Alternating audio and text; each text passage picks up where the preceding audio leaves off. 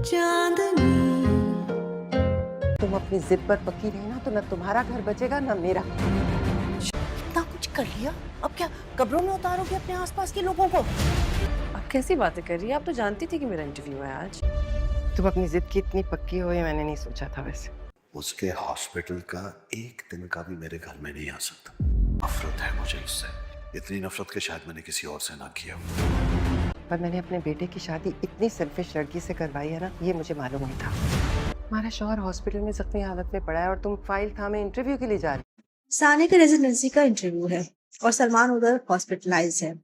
सानी के साथ उसे ये कहेंगी कि तुम्हारा शौहर हॉस्पिटल में बीमार पड़ा हुआ है और तुम रेजिडेंसी का इंटरव्यू देने के लिए जा रही हो। तो वो उससे हैरान होकर कहती है आपको पता है कि मेरा आज इंटरव्यू है, तो फिर आप ऐसी बातें क्यों कर रही हैं?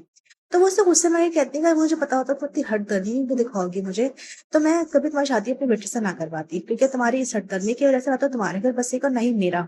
उसे जाने उसकी सानी की जो माँ है वो भी उसको काफी ज्यादा बातें सुनाएगी। उससे कहे कि तुम्हारी इस हरकत की वजह से क्या तुम चाहती हो कि तुम्हारे जो आसपास के लोग हैं वो मुर्दा हो जाए, वो लोग मर जाएं?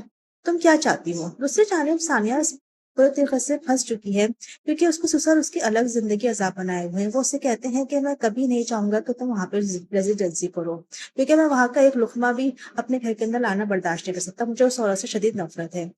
अब जो शाहनवाज है उसका डॉक्टर रुबीना से कोई ना कोई ताल्लुक है, जो कि उसका जमाने तालिबे इल्मी के जमाने में था, और वो उसकी वजह से उससे शदीद नफरत करता है। इसी वजह से वो सानिया को अपने रेजिडेंसी करने की इजाजत भी नहीं दे रहा है।